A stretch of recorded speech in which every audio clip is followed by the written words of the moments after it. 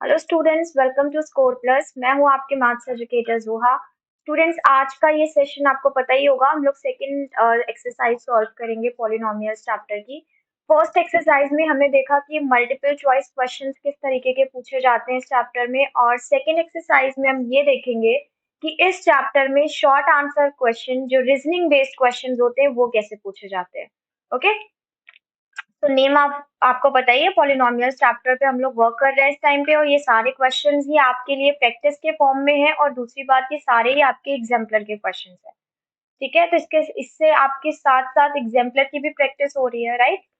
तो ये है आपका first sample question.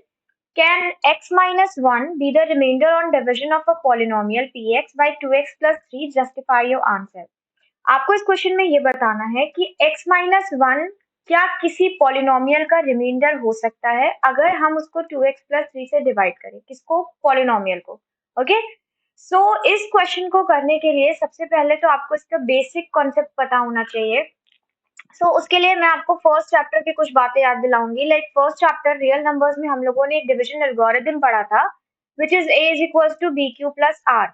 And according to this algorithm, remainder कभी भी डिवाइजर से छोटा नहीं, रिमाइंडर को हमेशा डिवाइजर से छोटा होना चाहिए, वो कभी भी बड़ा नहीं हो सकता, राइट। बट यहाँ पे कोई एग्जैक्ट नंबर का रिमाइंडर या एग्जैक्ट नंबर का डिवाइजर तो है नहीं। लाइक 14 रिमाइंडर हो, 21 डिवाइजर हो, ऐसा तो नहीं है। यहाँ पे तो हमें पॉलिनोमियल इक्वेशंस दी गई हैं। तो जब आपको पॉलिनोमियल इक्वेशन दी जाएगी, तब आप कैसे चेक करोगे कि रिमाइंडर छोटा है या नहीं डिवाइजर से? इन दैट केस आपको क्या चेक करना होगा? रिमाइंडर की डिग्री, यानी कि रिमाइंडर की जो पॉलिनोमियल इक्वेशन होगी उसकी डिग्री। और दूसरा आपको चेक करना होगा कि ये जो डिग्री है वो डिवाइजर की जो डिग्री है उससे छोटी होनी चाहिए। ठीक है, मतलब जैसे यहाँ पे अगर हम बात करें तो हमारा यहाँ पे रिमाइंडर क्या है? यहाँ पे रिमाइंडर है हमारा x-1। ओके, और यहाँ पे आपका डिवाइजर क्या है? डिवाइजर है आपका 2x+3। सो अब हम क्या करें? इनकी डिग्रीज निकाल लें। डिग्री क्या चीज होती है? डिग्री होती है हाईएस्ट पावर। सो डिग्री अगर हम रिमाइंडर की निकालें तो यहाँ पे जो वेरिएबल है x, उसकी हाईएस्ट पावर क्या है? 1 है। सिमिलरली अगर हम डिग्री डिवाइजर की निकालते हैं तो यहाँ पे भी वेरिएबल क्या है? x, और इसकी हाईएस्ट पावर भी क्या है? 1 है। बट अभी हमने क्या पढ़ा कि जो डिग्री होनी चाहिए रिमाइंडर की, वो क्या होनी चाहिए? छोटी होनी चाहिए। और यहाँ पे क्या आ रहा है? बराबर आ रहा है, छोटी नहीं है। इसका मतलब ऐसी कोई पॉलिनोमियल इक्वेशन नहीं होगी जिसको 2x/3 से जब आप डिवाइड करो तो आपको x-1 रिमाइंडर बचे। Okay, so what you will write down here, you will write down since degree of remainder is not less than, क्योंकि वो छोटी नहीं है किससे? Degree of divisor. Okay, therefore इसके बाद आप अपना पूरा स्टेटमेंट जो आपको यहाँ पे दिया गया है ना, आप लिख सकते हो। therefore x-1 cannot be the remainder of a division on division of a polynomial by 2x+3। ठीक है, सो वो मैं आप पे छोड़ रही हूँ। इसके बाद का आप पूरा सेंटेंस क्वेश्चन से कॉपी करके कंप्लीट कर सकते हो, and this is your complete solution. तो यहाँ से हमें एक चीज पता चली, ऑलरेडी आप लोग चैप्टर तो पढ़ के ही आ रहे हो, तो कॉन्सेप्ट तो वैसे भी क्लियर होंगे। यहाँ आके बस आपकी प्रैक्टिस हो जाएगी, रिविजन हो जाएगा। बस हमें ये पता चला कि अगर हमें किसी भी चीज को चेक करना है कि ये इसका मान लीजिए कोई भी डिवाइड दिया गया, उसमें रिमाइंडर और डिवाइजर की बात करी गई है, तो डिवाइजर की डिग्री को हमेशा बड़ा होना चाहिए रिमाइंडर की डिग्री से। ओके, लेट्स सी क्या आंसर है। तो यस, आंसर इसका नो ही है। ठीक है, सेकंड क्वेश्चन देखते हैं। In the following statement true और फॉल्स आपको बताना है, जस्टिफाई भी करना है कि क्यों हाँ है क्यों ना है। बताना है कि ए बी और जो सी है ना, इनके साइन सेम होने चाहिए। ठीक, अब ए बी सी कौन है? एक एक्स स्क्वायर का कोफिशिएंट है, बी एक्स का कोफिशिएंट है, और सी किसका कोफिशिएंट है? सी किसी का कोफिशिएंट नहीं है, सी इज अ कांस्टेंट। ओके, अब अगर हम इसको अपनी जनरल इक्वेशन से कंपेयर करते हैं, दो it is a general equation only, तो हमें क्या मिलेगा कि सम ऑफ द जीरोस क्या मिलेंगे? कैसे निकालते हैं आपको पता ही है, -b/a। ठीक है, अब यहाँ पे ए ही है, बी बी ही है। नाउ वन थिंग यहाँ पे, और दूसरी चीज चलिए एक साथ बताएंगे। प्रोडक्ट ऑफ द जीरोस क्या होता है? कांस्टेंट अपॉन एक्स स्क्वायर का कोफिशिएंट, सो c/a। ओके, अब एक बात कर लेते हैं। अगर ए अल्फा और बीटा दोनों निगेटिव थे, ठीक है, तो आंसर क्या होना चाहिए? निगेटिव आना चाहिए, बिकॉज दोनों निगेटिव थे। अगर दोनों निगेटिव थे, लाइक सपोज अल्फा बीटा, आप कुछ भी एज्यूम कर लो। फॉर एग्जाम्पल हम एज्यूम कर लेते हैं अल्फा है -2, बीटा है -3, तो -2 और -3 प्लस करोगे क्या आंसर आएगा, -5। इधर आपका -b/a है, तो क्या ये माइनस इससे कट गया, कट गया ना। तो b और a कैसे हो गए, पॉजिटिव हो गए कि नहीं हो गए। ठीक, अब दूसरे वाले पे आ जाते हैं। -2 -3 मल्टीप्लाई करना है, क्या आंसर आया, 6। 6 आंसर आया, c/a। अब अगर ये पॉजिटिव है तो इसका मतलब c और a कुछ भी हो ये पॉजिटिव ही होंगे, है ना, होंगे कि नहीं होंगे। तो दोनों केसेस में हमने लेट करके देखा, जबकि आपको ये मैंने दिखाया है, बट एग्जाम में आप ऐसा नहीं करेंगे। आप सिर्फ क्या लिखेंगे, आप ये लिखेंगे कि since alpha and beta both are negative, okay, so -b/a negative नहीं हो सकता। क्यों नहीं हो सकता भाई, अगर हम ये मान लेते हैं कि इसी का नेगेटिव साइन यहाँ चला गया, तो इसका मतलब यहाँ नेगेटिव साइन नहीं था। सो दिस इंप्लाइज कि b और a दोनों क्या है, पॉजिटिव है। ओके, तो आप कैसे लिखोगे, लिखने का तरीका ये होगा कि since alpha and beta both are negative, this implies b/a is greater than 0, है ना। ये छोटा नहीं हो सकता, ये बड़ा ही होगा तभी। इसी तरीके से आप यहाँ भी लिख सकते हो, since and beta are negative, this implies इनका जो प्रोडक्ट होगा वो हमेशा c/a को क्या रखेगा, 0 से ग्रेटर रखेगा। जब b भी ग्रेटर देन 0 है, a भी ग्रेटर देन 0 है, c भी ग्रेटर देन 0 है, तो प्रूफ तो हो गया कि हाँ इन सबके साइंस क्या होंगे, सेम होंगे। ठीक, क्यों सेम होंगे, देखो हम माइनस भी मान लेते हैं, अगर मान लो c माइनस है, a माइनस है, तो भी ये क्या हो गया, माइनस हो गया ना। अब अगर इसको पॉजिटिव होना है कंप्लीटली, तो इसका मतलब माइनस के साथ अगर a है, तो b भी फिर किसके साथ होगा, माइनस के साथ होगा। तभी तो ये तीनों के पास साइन सेम हुआ और हमारा ये ग्रेटर देन 0 होगा। बिकॉज अगर किसी एक के पास, मान लेते b के पास नहीं है, हम क्यों अपनी तरफ से मान लेते सिर्फ, अगर यहाँ माना माइनस माइनस, तो वही a तो यहाँ भी होगा, माइनस होगा। लेकिन अगर माइनस हो गया एक भी, तो फिर ये ग्रेटर देन 0 की कंडीशन फॉल्स हो जाएगी, वो हो नहीं सकती, बिकॉज ये निगेटिव है, हमारा लेफ्ट हैंड साइड निगेटिव है।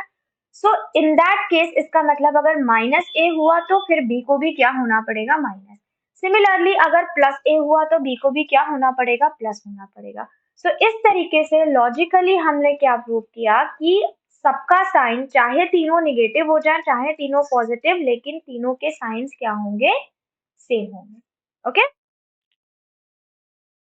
so at last you can write down that hence all the three variables like a, b and c have the same sign. Okay, so हम next page पे लिख सकते हैं, वैसे ये condition true है, answer is true, so you can write down thus a, b and c should have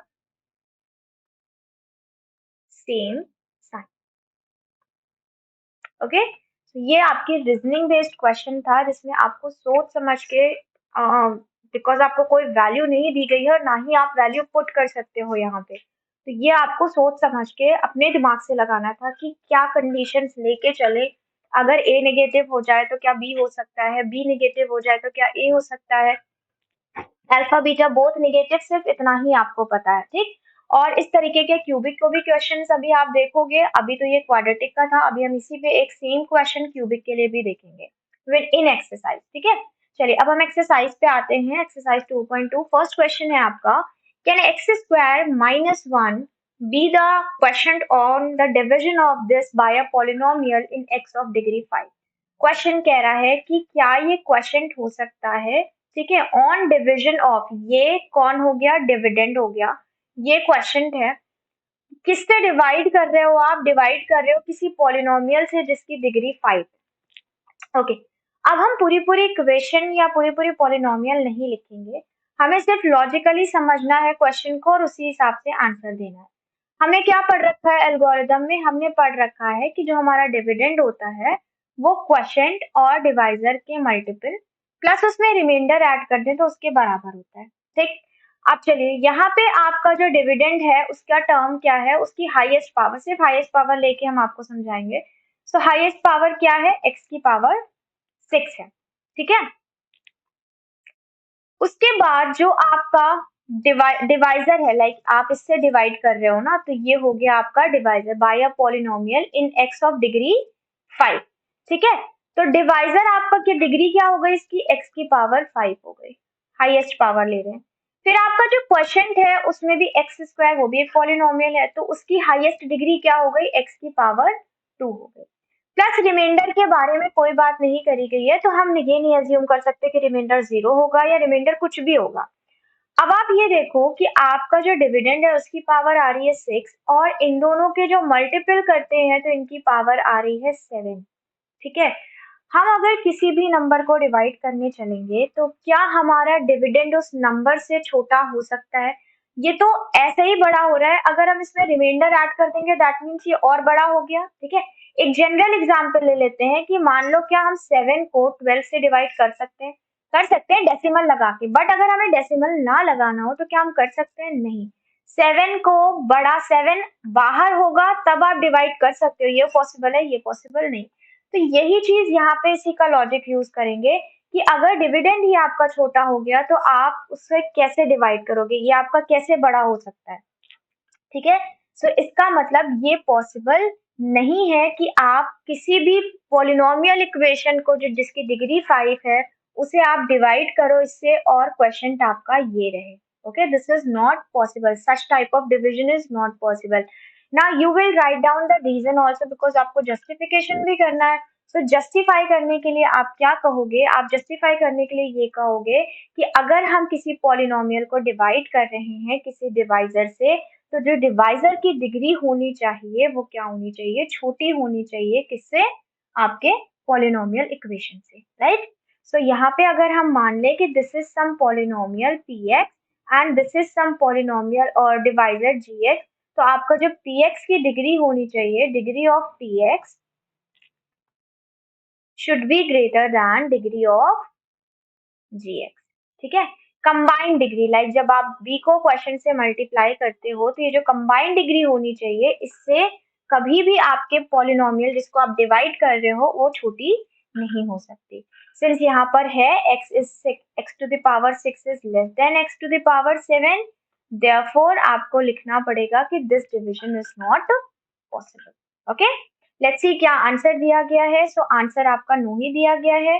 justification आप अपनी तरीके से कर सकते हो, लाइक मैंने किया, या आप अपने तरीके से ये भी पूरा स्टेटमेंट वाइज लिख के कर सकते हो। आप कुछ ना दिखाओ, आप सिर्फ स्टेटमेंट लिखो कि यहाँ पे जो डिग्री है पॉलिनोमियल की वो डिवाइजर से छोटी है या बड़ी है, जो भी आप जस्टिफिकेशन लिखना चाहते हो अपने वर्ड्स में लिख सकते हो, बट आपको कॉन्सेप्ट क्लियर होना चाहिए कि क्यों आंसर नो है। ठीक है, चलिए let's see the second question. What will be the quotient and remainder on division of ax square plus bx plus c by this. Question कह रहा है क्या क्वोशिएंट और क्या रिमाइंडर बचेगा अगर हम डिवाइड करते हैं किससे, इसको डिवाइड करते हैं किससे, डिवाइड करते हैं इससे ना। क्वेश्चन में ये बड़ा समझने वाली चीज है कि आप किसको किससे डिवाइड कर रहे हो, दैट मीन्स डिविडेंड कौन है और क्वोशिएंट कौन है। तो बाय डिवाइड किससे हो रहा है, तो ये हो गया आपका divisor and this is your dividend.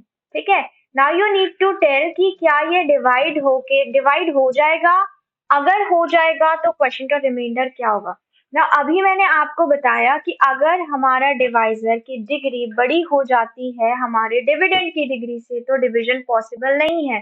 अब आप यहाँ पे देखो जो डिग्री ऑफ डिविडेंड है, ठीक है, जो आपकी डिग्री ऑफ डिविडेंड है वो क्या है, वो हाईएस्ट डिग्री एक्स स्क्वायर है, राइट। उसके बाद जो डिग्री ऑफ डिवाइजर आपको दिया गया है विच इज दिस, यहाँ पे हाईएस्ट डिग्री क्या है, एक्स क्यूब है। ठीक है, तो ये छोटी हो गई कि नहीं हो गई, अगर ये छोटी हो गई तो दैट मीन्स कि ये डिवीजन पॉसिबल नहीं है। ठीक है, पॉसिबल नहीं होने का मतलब देखो, जैसे मैंने अभी आपको एक एग्जांपल दिया था 12 से 7 को डिवाइड, ठीक। सो पॉइंट में डिवाइड कर सकते हो, अदरवाइज एग्जैक्ट अगर आपको डिवाइड करना हो तो वो अलग कंडीशन है कि टर्मिनेटिंग होगा नॉन टर्मिनेटिंग होगा, हम लोग उस पर बात नहीं करेंगे। लेकिन अगर मैं कहूँ नहीं डिवाइड करो ही करो तो आप क्या करोगे, आप इसको 0 टाइम्स ले जाओगे और कह दोगे मैम रिमाइंडर 7 आ रहा है, ये डिवाइड नहीं हो रहा है, रिमाइंडर 7 बचेगा। सेम केस यहाँ पर भी है ना, कि अगर क्वेश्चन आपसे पूछ ही रहा है कि नहीं हमें क्वेश्चन और रिमाइंडर बताओ ही, वो ये नहीं कह रहा कि बताओ ये डिवीजन होगा कि नहीं, अगर वो ये पूछता तो हम कह देते नहीं ये डिवीजन नहीं होगा। ठीक है, ये पॉसिबल नहीं है कि ये इसका डिविडेंड हो, बट स्टिल अगर क्वेश्चन हमसे रिमाइंडर और क्वेश्चन की बात कर रहा है तो सेम यही चीज आपको करनी है। क्या होगा, नहीं डिवाइड हो रहा है, आप क्या करोगे, क्वेश्चन को क्या ले लोगे, 0 ले लोगे। सो सिंस आप यहाँ पे लिखो, since degree of dividend is less than degree of divisor, okay, this implies question क्या हो जाएगा, जैसे मैंने अभी आपको बताया, क्वेश्चन हो जाएगा आपका 0, और जब 0 हो जाता है तो रिमाइंडर कौन बचता है, रिमाइंडर वही होता है जो आपका डिविडेंड होता है। सो रिमाइंडर क्या हो जाएगा, and remainder will be equal to the dividend, dividend आपका ये दिया गया है ax² plus bx plus c। ठीक है, आई होप इस एग्जाम्पल से आपको बहुत अच्छे से समझ में आ गया होगा कि हम यहाँ पे किसकी बात करें। आई अंडरस्टैंड कि पॉलिनोमियल की वजह से बहुत थोड़ा सा कंफ्यूजिंग हो जाता है, बट अगर आप इसको ऐसे रिलेट करके समझोगे ना, मतलब एक माइंड मैपिंग करके समझोगे, तो ये चीजें आपके दिमाग में बहुत लंबे टाइम तक रहेंगे और आपको अच्छे से समझ में आएंगे। ठीक है, चलिए इसका आंसर देख लेते हैं क्या आंसर है। सो यस, आंसर क्वेश्चन आपका 0 है और आपका जो रिमाइंडर है वो आपका डिविडेंड है, सेम है। ठीक है, नेक्स्ट क्वेश्चन पे चलते हैं। If on a division of a polynomial px by a polynomial gx the question is 0। ठीक है, अभी हमने देखा कि ऐसा कब होता है, क्वेश्चन कब 0 होता है, जब px की जो डिग्री हो वो क्या हो, gx से छोटी हो जाए, है ना, यानी कि डिवाइड कर, जिसको हम डिवाइड कर रहे हैं वही डिवाइजर से छोटा हो जाए, तब हम क्वेश्चन 0 लेते हैं। क्वेश्चन पूछ रहा है क्या रिलेशन होगा इनकी डिग्रीज के बीच में, तो वो तो मैंने ऐसे ही आपको बता दिया है ना कि क्या रिलेशन होगा। सो हम यही चीज लिख सकते हैं, और अगर आप इसको बहुत अच्छे से लिखना चाहते हो, so you can give any example to reference के लिए। ठीक है, सो हमें यहाँ पे क्या लिखना है, आप चाहो तो आप यही एग्जाम्पल ले सकते हो, सेम क्वेश्चन ले सकते हो कि let dividend be this, let divisor be this. ठीक है, और उसके बाद आपने उसको डिवाइड करके या लिख के बता दिया कि क्योंकि इसकी डिग्री इससे छोटी है तो क्वेश्चन इसका 0 होगा और इसका रिमाइंडर ये। तो this same question will completely fit in this as an example. Okay, otherwise मैंने तो समझा ही दिया है आपको कि क्या रिलेशन होगा, तो रिलेशन तो यही होगा कि भाई इसकी जो डिग्री होगी, ठीक है, डिग्री ऑफ पी एक्स क्या हो जाएगी, छोटी हो जाएगी डिग्री ऑफ जी एक्स से। ठीक है, for an example you can write your own और you can take the last question as an example, right. चलो, सो आपका आंसर ये है। नेक्स्ट क्वेश्चन पे देखते हैं। If on division of a non zero polynomial, ठीक है, कोई नॉन जीरो पॉलिनोमियल है, हम उसको डिवाइड कर रहे हैं किसी पॉलिनोमियल जी एक्स से, रिमाइंडर 0 आ रहा है, तब आप क्या कहोगे उनकी डिग्री के बारे में। चलो एक एग्जांपल देखते हैं, फिर हम इसको सॉल्व करेंगे पॉलिनोमियल के टर्म्स में। रिमाइंडर 0 कब आता है, लाइक सपोज हमने 12 को 12 से डिवाइड किया, सो क्वेश्चन आपका 1 आया और रिमाइंडर 0 आया। तो एक कंडीशन क्या बनी, एक कंडीशन ये बनी कि अगर आपका डिविडेंड जो है ना वो क्या हो जाए, डिवाइजर के बराबर हो जाए, एक कंडीशन ये बनी, राइट। दूसरा कंडीशन हम क्या ले सकते हैं, जरूरी थोड़ी ना कि डिवाइजर बराबर ही हो तभी आपका 0 आता है, ऐसा नहीं है। अगर हम यहाँ पे 36 ले लें, है ना, तो 12 3 36, स्टिल आपको रिमाइंडर क्या मिला, 0 मिला। इस केस में क्या हुआ कि जो आपका डिविडेंड है वो क्या है, डिवाइजर से बड़ा है। ठीक है, तो अगर आपको ये दो बातें समझ में आई तो अब आपको समझ में आ गया होगा कि हमें यहाँ पे क्या रिलेशन दिखाना है। हमें यहाँ पे यही लिखना है कि अगर कोई पॉलिनोमियल px gx से डिवाइड होने के बाद 0 रिमाइंडर देता है तो वहां पे दो केस बन सकते हैं। पहला केस ये बन सकता है कि degree of px is greater than degree of, because मैंने आपको क्या बोला था, जहां एग्जैक्ट नंबर नहीं दिए होंगे वहां हम उनके डिग्रीज लेके चलेंगे। सो डिग्री ऑफ gx लिख सकते हो आप, ठीक है। और सेकेंड केस ये पॉसिबल है कि degree of px is equal two degree of gx, एक ये कंडीशन पॉसिबल है। इन दोनों केस में आपको रिमाइंडर क्या मिलेंगे, 0 मिलेंगे, राइट। चलो देखते हैं आंसर क्या दिया हुआ है। तो आंसर यही दिया हुआ है कि gx आपका छोटा हो सकता है px से और बराबर हो सकता है, ठीक। अब कंफ्यूज मत हो जाना, यहाँ पे मैंने ग्रेटर लगाया तो वो px के लिए लगाया है, यहाँ पे भी ग्रेटर लगाया तो वो px के लिए ही लगाया, ठीक है, जस्ट लिखने का तरीका डिफरेंट है। चलिए नेक्स्ट देखते हैं। Can the quadratic polynomial x square plus kx plus k have equal zeros for some odd integer k greater than 1? Okay, so question कह रहा है कि ये एक पॉलिनोमियल है, इसके जीरोस इक्वल है, लेकिन तुम ये बताओ कि क्या ये जीरो इक्वल तब पॉसिबल है जब आपका जो k की वैल्यू हो वो ग्रेटर देन 1 हो, for some odd integer greater than 1। ठीक है, अब एक बात बताइए, मैंने आपको फर्स्ट चैप्टर में एक कंडीशन पढ़ाई थी, क्वेश्चन आया था जिसमें मैंने कहा था कि क्वेश्चन में ये पूछा गया था कि उसके जीरोस इक्वल है। तो इन दैट केस मैंने आपको ये बताया था कि कभी भी अगर किसी पॉलिनोमियल के क्वाड्रेटिक इक्वेशन के, भाई पॉलिनोमियल भी इक्वेशन कब बन जाएगी जब हम इसे किसी नंबर के इक्वेट कर देंगे, किसी नंबर के बराबर रख देंगे। ठीक है, सो आपका जो पॉलिनोमियल है अगर ये जीरोस इक्वल दे रहा है, लाइक इसके दो जीरोस होंगे अल्फा बीटा और अल्फा बीटा बराबर है, तो इसके ये कब होता है जब हमारे जो डिटर्मिनेंट हो वो क्या हो, जीरो हो, है ना। अब डिटर्मिनेंट के लिए आपको इसको कंपेयर करना होगा अपनी जनरल इक्वेशन से, which is a X square plus B X plus C. जब कंपेयर किया तो हमें यहाँ से a मिला 1, b मिला k और c मिला k। ठीक है, अब डिटर्मिनेंट क्या होता है, डिटर्मिनेंट होता है b square minus four a c equals to zero. चलो रख देते हैं वैल्यू उठा के, so k square minus four multiply one multiply k is equals to zero. तो यहाँ पे आप k कॉमन ले सकते हो, क्या मिला आपको k minus four equals to zero. ठीक है, अब इनको सेपरेटली जब बराबर रखेंगे तो हमें k की दो वैल्यूज मिलेंगी, एक मिलेंगी क्या जीरो और दूसरी मिलेगी क्या फोर। ठीक है, सो k की हमारे पास दो वैल्यूज आ गई, जीरो एंड फोर। ना क्वेश्चन आपसे पूछ रहा है क्या ये पॉलिनोमियल जीरोस देगा for some odd integer. So keep this in mind कि यहाँ पे आपके जो k की वैल्यूज जिसपे जीरो इक्वल होने चाहिए वो ऑड होनी चाहिए। अब हम क्या देख रहे हैं, पहली बात तो जीरो वन से ग्रेटर देन नहीं है, इसलिए हम इसको इंक्लूड नहीं कर सकते।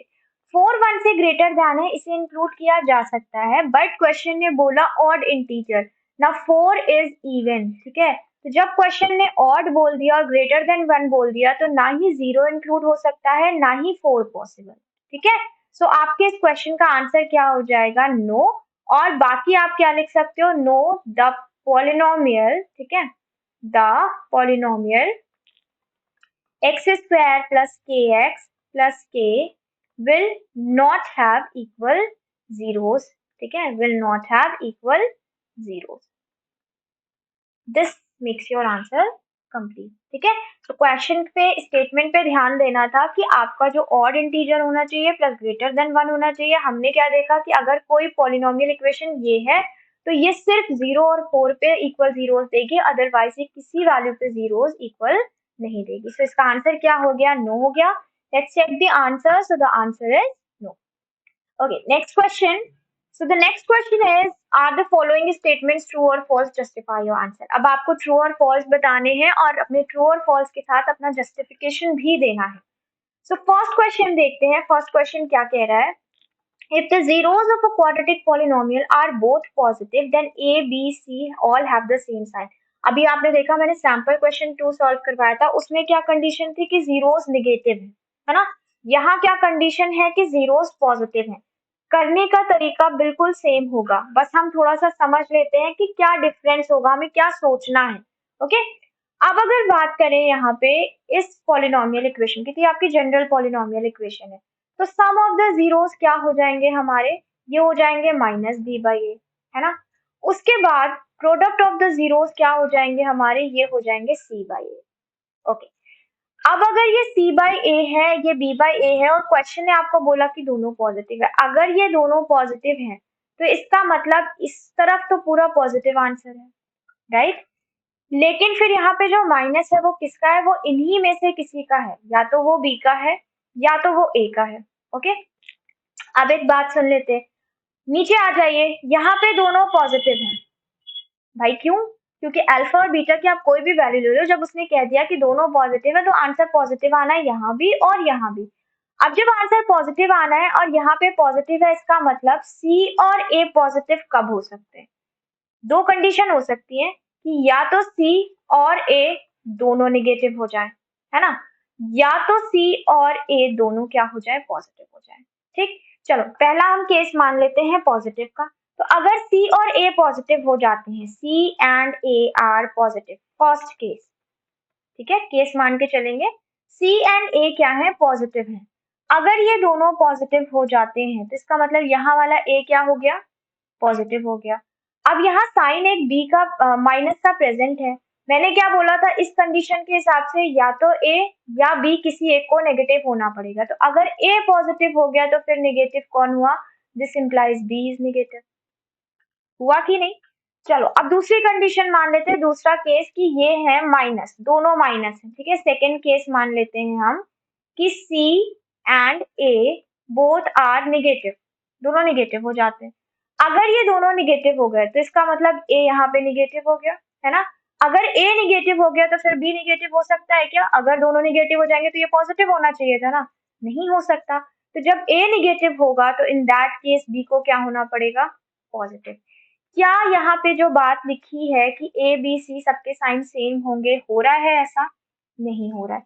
सी और ए के साइन सेम होंगे लेकिन बी का साइन डिफर करेगा, वो उसी का अपोजिट होगा जो ए का साइन होगा, ठीक। सो इसका मतलब इसका आंसर क्या हो गया, इसका आंसर हो गया फॉल्स, ठीक। चलिए देखते हैं क्या आंसर है, answer is false. I hope question आपको क्लियर हो गया होगा।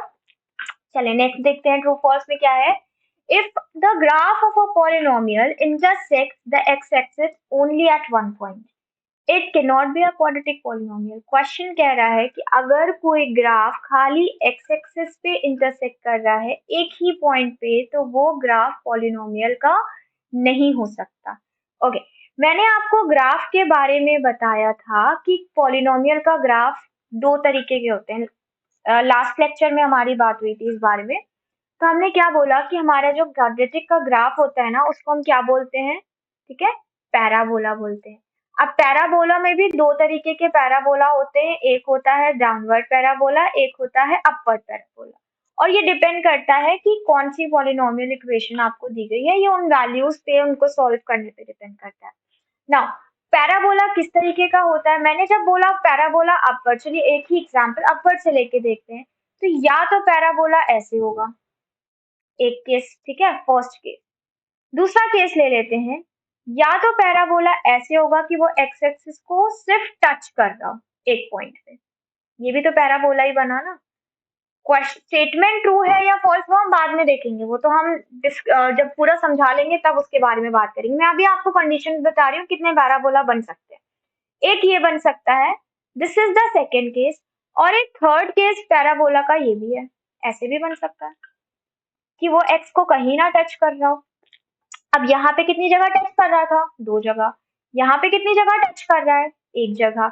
यहाँ पे कितनी जगह टच कर रहा है, यहाँ पे एक्स एक्सिस को टच ही नहीं कर रहा है। तीनों केस में पैराबोला बन रहे हैं और पैराबोला क्वाड्रेटिक के ही बनते हैं ना। Again come to the statement, question कह रहा है कि graph of a polynomial intersects the x axis at only one point, it can not be a quadratic polynomial. तो क्या एक पॉइंट पे टच करने वाला क्वाड्रेटिक पॉलिनोमियल का ग्राफ नहीं था, था ना। हमने देखा कि बन सकता है। अब यहाँ कह रहा है नहीं बन सकता, अगर एक पॉइंट पे टच करेगा तो नहीं बन सकता, तो इस स्टेटमेंट को क्या होना चाहिए, फॉल्स होना चाहिए। अब बहुत ध्यान से स्टेटमेंट समझिएगा, क्योंकि जब हमें नेगेटिव स्टेटमेंट दिया होता है ना, तो नेगेटिव स्टेटमेंट अगर गलत है तो हमें फॉल्स लिखना होता है, ठीक है। और आप यहाँ पे बहुत सारे बच्चे कंफ्यूज हो जाते हैं, उनको लगता है कि हो सकता है वो ट्रू लिख देंगे, लेकिन वो इस बात पे ध्यान नहीं देते कि जो स्टेटमेंट है वो निगेटिव है। तो निगेटिव स्टेटमेंट में ट्रू और फॉल्स लगाते टाइम बहुत ज्यादा ध्यान दिया करिए, ठीक है। तो यहाँ पे आपका आंसर है फॉल्स, आंसर आपको दिया गया है फॉल्स। ओके नेक्स्ट देख लेते हैं।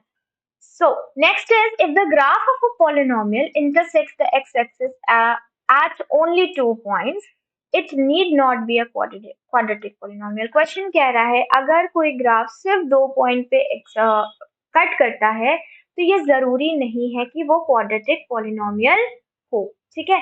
अब मैंने देखा कि जो आपको क्वाड्रेटिक पॉलिनोमियल का ग्राफ होता है वो दो जगह पे कट कर सकता है, लेकिन अगर हम क्यूबिक पॉलिनोमियल के ग्राफ की बात करें, ठीक है, क्यूबिक पॉलिनोमियल, तो वो भी कट कर सकता है दो जगह पे, ठीक है। जरूरी नहीं है कि वो तीन जगह पे कट करे, वो भी दो जगह पे कट कर सकता है, हो सकता है वो आपका ग्राफ ऐसे चला जाए, ठीक। बट यहाँ पे क्या कहा गया है, यहाँ पे कहा गया है कि अगर दो एक्सिस पे कट कर रहा है तो जरूरी नहीं है कि वो क्वाड्रेटिक पॉलिनोमियल हो। So this statement is true, ठीक है, कि अगर दो एक्सिस पे दो जगह पे कट कर रहा है तो जरूरी नहीं है ये क्वाड्रेटिक पॉलिनोमियल हो, क्योंकि ये क्यूबिक भी हो सकता है। ओके, तो यहाँ पे आप आंसर क्या लिखेंगे, ट्रू लिखेंगे। अब ये मैंने आपको दिखाई दिया है कि ये क्यूबिक का ग्राफ है, लेकिन ये भी दो जगह एक्स एक्सिस को कट कर रहा है। तो क्यूबिक के केस में ये कब पॉसिबल है, जब उसके दो रूट्स रियल हो और एक रूट इमेजिनरी हो ना। इसमें डिस्कस नहीं करेंगे, इसमें आप जब आगे पढ़ोगे रियल और इमेजिनरी रूट्स तो आपको खुद समझ में आ जाएगा। हमारे सिलेबस में सिर्फ क्वाड्रेटिक इंक्लूडेड है, तो हम उसी पे फोकस करेंगे। तो यहाँ पे स्टेटमेंट ट्रू है, क्योंकि जरूरी नहीं है क्यूबिक का भी ग्राफ इस तरह बन सकता है। Okay, let's see the answer. The answer is true. Next question. If the two of the zeros of a cubic polynomial are zero, then it does not have linear and constant terms. Question कह रहा है कि अगर कोई cubic polynomial आपको दी गई, so first let's write down our cubic polynomial. ax cube plus bx square plus cx plus d. This is a cubic polynomial. Okay. अब question कह रहा है इसके दो जीरोस ना क्या हो जाते हैं, नेगेटिव सॉरी जीरो हो जाते हैं। अब इसके कितने जीरो होते हैं, पहला क्वेश्चन तो ये, इसके 3 जीरो होते हैं, अल्फा बीटा गामा। दो इसमें से क्या हो गए, जीरो हो गए। क्वेश्चन कह रहा है इसका कोई कांस्टेंट और कोई लीनियर टर्म नहीं होगा। ये वो क्यूबिक इक्वेशन होगी जिसमें ना ही कोई कांस्टेंट होगा, यानी कि ना ही ये होगा, और ना ही इसका कोई लीनियर टर्म होगा, यानी कि ना ही ये 1 पावर वाला x होगा। ठीक है, इसका मतलब ये हमसे क्वेश्चन कह क्या रहा है, ये हमसे कह रहा है कि पॉलिनोमियल इक्वेशन को फ्रेम करो जब आपको ये बता दिया गया हो कि 3 जीरोस में 2 जीरो हैं। तो इसके लिए हमें क्या पता होना चाहिए, इसके लिए हमें पॉलिनोमियल इक्वेशन का फॉर्मेट या हमें फॉर्मूला, जैसे ये देखो, ये जो नीचे स्लाइड में आपको दिया गया है ये क्या है, ये भी तो पॉलिनोमियल बनाने का तरीका है, लेकिन ये क्वाड्रेटिक पॉलिनोमियल बनाने का तरीका है जब हमें दोनों जीरोस दिए गए हों। वैसे ही क्यूबिक के लिए भी एक होता है, क्या होता है, क्यूबिक के लिए जो पॉलिनोमियल बनाने की इक्वेशन होती है वो होती है x minus alpha, x minus beta and x minus gamma, ये होती है। ओके, अब जब यहाँ पे अल्फा बीटा जीरो हो गए तो चलो रखो यहाँ पे x minus zero, x minus zero और लास्ट हो गया आपका x माइनस गामा। ठीक, तो ये जब हम फॉर्म करेंगे यानी कि सॉल्व कर लेते हैं, तो यहाँ x स्क्वायर मल्टीप्लाई कर दो x cube minus gamma x square. Now what we are seeing here, we are seeing that कि हमारे पास क्यूब है, हमारे पास स्क्वायर है, लेकिन हमारे पास ना ही कोई कांस्टेंट टर्म है ना ही कोई लीनियर टर्म है। तो इसका मतलब ये कंडीशन जो दी गई है, ये क्या दी गई है, ये आपको ट्रू दी गई है। ठीक है, कि अगर दो जीरोस क्यूबिक पॉलिनोमियल के जीरो हो जाते हैं तो इन दैट केस आपको कोई लीनियर टर्म नहीं मिलेगा उस इक्वेशन सॉरी पॉलिनोमियल में, और कोई भी कांस्टेंट टर्म नहीं मिलेगा। आंसर देख लें, सो ये answer is true. Next question, if all the zeros of the cubic polynomial are negative, then all the coefficients and the constant term of the polynomial have the same sign. अब ये quadratic वाला ही question है same, बस यहाँ पे क्या दे दी गई आपको, क्यूबिक पॉलिनोमियल दे दी गई। ठीक है, चलिए सॉल्व करते हैं इसको, सेम तरीका रहेगा। सबसे पहले हम लिख लेते हैं अपनी क्यूबिक पॉलिनोमियल, और या उसको लिखने की भी जरूरत है, चलो लिख लेते हैं, अच्छा ज्यादा कंफ्यूजिंग नहीं रहेगा। फिर X square cube B X square plus C X plus D. ठीक, अब इसके कितने जीरोस होंगे, इसके जीरोस होंगे अल्फा बीटा और गामा, और बोला गया ये भी नेगेटिव है, ये भी नेगेटिव है, ये भी नेगेटिव है। ठीक है, अब इसमें दो, जैसे क्वाड्रेटिक में कितने बनते हैं, sum of zeros product of zeros, cubic में कितने बनते हैं, 3 बनते हैं। एक कंबाइंड सम और प्रोडक्ट का होता है, एक सिर्फ प्रोडक्ट का होता है, एक सम का होता है। तो सबको लिख लेते हैं। ठीक है, पहले सम वाला लिख लेते हैं, अल्फा बीटा गामा ये किसके बराबर होता है, ये होता है माइनस बी बाई ए के बराबर। उसके बाद आपका होता है alpha beta beta gamma plus gamma alpha, यानी कि सम और प्रोडक्ट का कॉम्बिनेशन, ये होता है आपका सी बाई ए के बराबर। अब सी ए बी समझ में आ रहा होगा आपको, ये सब यही जो यहाँ पे लिखे हुए हैं। उसके बाद एक होता है आपका प्रोडक्ट, वो होता है माइनस डी बाई ए के बराबर। ठीक है, अब आ जाते हैं जो क्वेश्चन ने हमको कंडीशन दी, क्वेश्चन ने कंडीशन दी कि ये तीनों निगेटिव है। अच्छा, अब देखो अगर ये तीनों निगेटिव हो जाते हैं, है ना, ठीक है, पेन चेंज कर ले, येलो कर ले। ओके, अगर ये तीनों निगेटिव हो जाते हैं तो आपको आंसर क्या मिलेगा, इधर निगेटिव मिलेगा कि नहीं मिलेगा, भाई देखो -2 -3 -5 है ना, प्लस करोगे क्या आंसर आएगा, माइनस में ही आएगा ना, तीनों के साथ माइनस है। अगर वो माइनस इधर का था, लेफ्ट साइड का था, इसका मतलब फिर यहाँ माइनस नहीं था, ये तो हम यहाँ का माइनस उठा के क्या कर दे रहे हैं, यहाँ लगा दे रहे हैं। समझ में आ रही है बात, कि अगर ये तीनों निगेटिव हो जाते हैं तो फॉर्मूला तो चेंज नहीं हो जाएगा ना, फॉर्मूला तो यही रहेगा कि भाई माइनस बी बाई ए आना चाहिए अल्फा बीटा गामा को प्लस करने के लिए, चाहे वो अल्फा बीटा का माइनस हो, चाहे वो किसी बी का माइनस हो या ए का माइनस हो, फॉर्मूला चेंज नहीं हो सकता। तो अगर निगेटिव यहाँ का उठ के यहाँ चला गया है, दैट मीन्स बी और ए क्या हुए, पॉजिटिव हुए। लिख लीजिए यहाँ पे बी एंड ए पॉजिटिव। कहने का मतलब ये है कि साइन इनका अभी सेम है, सेम साइन, ठीक है। यानी कि निगेटिव होंगे तो कैंसिल हो गया, पॉजिटिव होंगे तो कैंसिल हो गया, साइन सेम है, ठीक है। डोंट कंफ्यूज कि मैम ने पॉजिटिव बोल दिया निगेटिव क्यों नहीं बोला, नहीं, मेरा कहने का मतलब सिर्फ यही है कि साइन सेम होंगे। उसके बाद जब आप आ जाओगे यहाँ पे तो देखो निगेटिव निगेटिव मल्टीप्लाई होके ये भी प्लस बना देंगे, ये भी प्लस बना देंगे, ये भी, यानी कि ये तीनों पॉजिटिव और इधर भी पॉजिटिव। इसका मतलब सी और ए का भी साइन सेम है, सी एंड ए सेम साइन, ठीक। अब चलो लास्ट पे आ जाते हैं। लास्ट में कह रहा है तीन निगेटिव को मल्टीप्लाई करो, तीन निगेटिव मल्टीप्लाई करोगे आंसर में निगेटिव आएगा। अगर ये निगेटिव उठ के यहाँ चला गया तो इसका मतलब डी और ए का साइन सेम था, वो उनके में से किसी के पास भी निगेटिव नहीं है। तो यहाँ से आपके पास क्या निकल के आया, a and d same sign, ठीक है। अब अगर C का साइन पॉजिटिव है तो A पॉजिटिव होना चाहिए, A पॉजिटिव है तो B पॉजिटिव होना चाहिए, A पॉजिटिव है तो D पॉजिटिव होना चाहिए। इसका मतलब सारे जो कोफिशिएंट्स हैं A, B, C और जो कांस्टेंट है D, इन सब का साइन क्या होना चाहिए, सेम होना चाहिए। अगर आपके क्यूबिक पॉलिनोमियल के सारे जीरोस क्या है, नेगेटिव है। प्रूफ कर लिया हमने, तो अब हम आंसर क्या लिखें इस क्वेश्चन का, हम आंसर लिखेंगे ट्रू, ठीक है। चलिए देखते हैं। Yes, the answer is true. Next question. If all the three zeros of a cubic polynomial are positive, then at least one of A, B and C is non-negative. Same question. Negative zeros की जगह क्या कर दिया, positive zeros कर दिया। I hope ये तो शायद सभी कर लेंगे, but still मैं तो आपको पढ़ा रही हूँ तो मैं तो बताऊंगी। Like ax cube bx square plus cx plus d. This is your general equation. When you compare it, you will get the values, desired values कि b a है। और अब अगर इसको ऐसे लिख देंगे ना तो बड़ा कंफ्यूजन हो जाएगा कि b a है, c माइनस b है। ओके, लेट्स लीव इट, इसको लिखते ही नहीं है, ठीक। हम लोग माइंड में कर लेंगे, इमेजिन करके कि किसकी क्या वैल्यू है, ठीक है। चलो अब हम मान लेते हैं कि इसके तीन जीरोस होंगे, भाई मान क्या लेते हैं, होंगे ही होंगे, क्यूबिक पॉलिनोमियल है, सारे ही पॉजिटिव हैं, ठीक। ओके, अब इसमें कितने टर्म्स बनते हैं, टर्म्स मीन जो कंडीशंस बनती है प्रोडक्ट और सम की, उसकी बात कर रही हूँ मैं। पहला होता है आपका सम अल्फा बीटा गामा, जिसका फॉर्मूला क्या होता है, सी by minus B by A.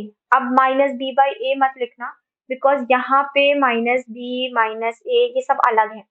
Okay, minus B by a, b किसका टर्म होता है, इसका टर्म होता है, एक्स स्क्वायर का कोफिशिएंट होता है, एक्स स्क्वायर का कोफिशिएंट यहाँ पे क्या है, ए है, तो माइनस ए। एक उसका कोफिशिएंट होता है एक्स क्यूब का, यहाँ पे 1 है, तो इसका मतलब इसका आंसर माइनस ए आना। नेक्स्ट आ जाते हैं alpha beta, beta gamma plus gamma alpha is equal to C by A, ठीक। सी किसका कोफिशिएंट होता है, एक्स का, यहाँ पे एक्स का कोफिशिएंट क्या है, माइनस बी। ए किसका कोफिशिएंट होता है, एक्स क्यूब का, ए क्या, एक्स क्यूब का कोफिशिएंट क्या है, 1 है, तो सिर्फ माइनस बी हुआ।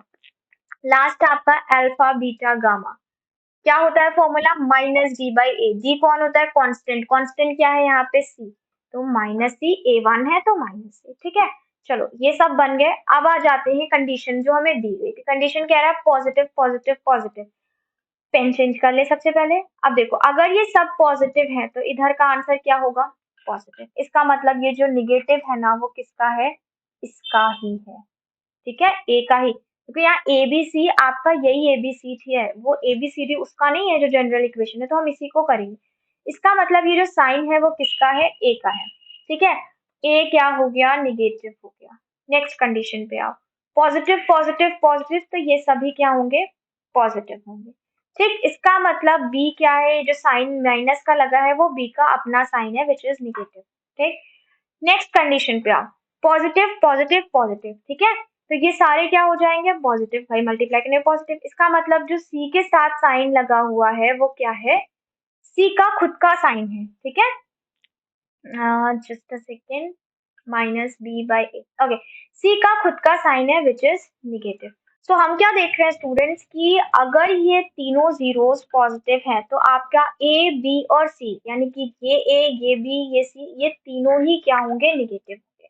ना स्टेटमेंट आपसे क्या कह रहा है कि अगर तीनों जीरोस क्यूबिक पॉलिनोमियल के पॉजिटिव हैं इस पर्टिकुलर क्यूबिक पॉलिनोमियल के, it's not about the general cubic polynomial, तो आपका एक at least one of ABC is non, non negative का मतलब पॉजिटिव होना, ठीक है, निगेटिव स्टेटमेंट है तो बहुत ध्यान से ट्रू फॉल्स लगाना होगा। निगेटिव स्टेटमेंट मीन्स कि यहाँ पे नॉट की बात पहले से आ गई, तो नॉट के केस में ट्रू और फॉल्स लगाने पे देखना होता है, बहुत ज्यादा गलतियां हो जाती हैं इसमें, तो यहाँ पे नॉन निगेटिव को आप क्या कर लो, मान लो पॉजिटिव, ताकि ये स्टेटमेंट नॉन निगेटिव से पॉजिटिव ही रहे, ठीक है, कंफ्यूजन ना हो। तो क्वेश्चन कह रहा है कि किसी एक को या एक से ज्यादा को पॉजिटिव होना होगा। हमने जब सॉल्व किया तो हमने देखा कि तीनों ही निगेटिव आ रहे हैं, लेकिन स्टेटमेंट हमसे कह रहा है कि किसी एक को पॉजिटिव होना चाहिए या तीनों को पॉजिटिव होना चाहिए, तो यहाँ तो एक भी पॉजिटिव नहीं है। ओके, तो जब एक भी पॉजिटिव नहीं है तो उस केस में इस पर्टिकुलर स्टेटमेंट का आंसर क्या हो जाएगा, फॉल्स हो जाएगा। Okay, let's check the answer, the answer is false. Next question, and this is the last question also. The value of k for which the quadratic polynomial kx square plus x plus k has equal zeros is 1/2. Question कह रहा है कि इसके zeros equal हैं, ठीक है, और k की वैल्यू वो जो जिस जिस वैल्यू पे k की ये इक्वल है वो 1/2, बिकॉज ये ट्रू एंड फॉल्स है तो यहाँ पे आपको सब कुछ आंसर भी गिवन है। अब बस हमें ये वेरीफाई करवाना है कि ये जो k की वैल्यू कह रहे हैं ना 1/2, ये सही है कि नहीं। अब कंडीशन तो आपको पता ही है कि अगर इक्वल जीरोस होंगे तो डी क्या हो जाता है, जीरो के बराबर। डी का मतलब क्या हो गया, बी स्क्वायर माइनस 4ac को जीरो के बराबर रखना होगा। बी यहाँ से क्या है, बी होता है कौन, बी होता है एक्स का coefficient which is 1 minus 4a, ए कौन है, एक्स स्क्वायर का कोफिशिएंट विच इज के, सी कौन है, कांस्टेंट विच इज के, इक्वल्स टू 0। ये हो गया आपका 1 is equals to 4k square, ये हो गया आपका k square is equals to 1/4, ठीक है। अब जब k स्क्वायर है तो इसका मतलब k की वैल्यू क्या हो गई, अंडर रूट 1/4। आपको पता है जब स्क्वायर रूट लगा देते हो तो दो वैल्यूज पॉसिबल है, प्लस माइनस 1/2, यानी कि यहाँ अगर इसने बोला सिर्फ 1/2 तो ऐसा नहीं है, -1/2 पे भी ये दोनों जीरोस इक्वल होंगे, ठीक है। तो हम इसका आंसर क्या लिखेंगे, क्योंकि ओनली बोल दिया ना इसने, सो ओनली की वजह से कह रहा है कि सिर्फ 1/2, तो सिर्फ 1/2 नहीं होगा, -1/2 भी होगा, तो यहाँ पे हमें क्या लिखना पड़ेगा, this statement is false. Okay, let's check the answer. So yes, this statement is false. Okay, so students ये थे आपके कुछ 12-13 क्वेश्चंस जो रीजनिंग बेस्ड क्वेश्चन थे, जिसमें आपको अच्छा खासा दिमाग लगा के क्वेश्चन करना था। नेक्स्ट मिलेंगे हम एक्सरसाइज 2.3 को सॉल्व करेंगे उस सेशन में, और उसमें आपके सब्जेक्टिव क्वेश्चंस होंगे, ठीक है, रीजनिंग बेस्ड क्वेश्चंस नहीं बट जो लॉजिकल क्वेश्चंस होते हैं जिनके लिए हमें फॉर्मूला और सब कुछ पता होना चाहिए, हमारे कॉन्सेप्ट क्लियर होने चाहिए, वैसे क्वेश्चन सॉल्व करेंगे। Okay, so let's meet in the next session, till then bye bye.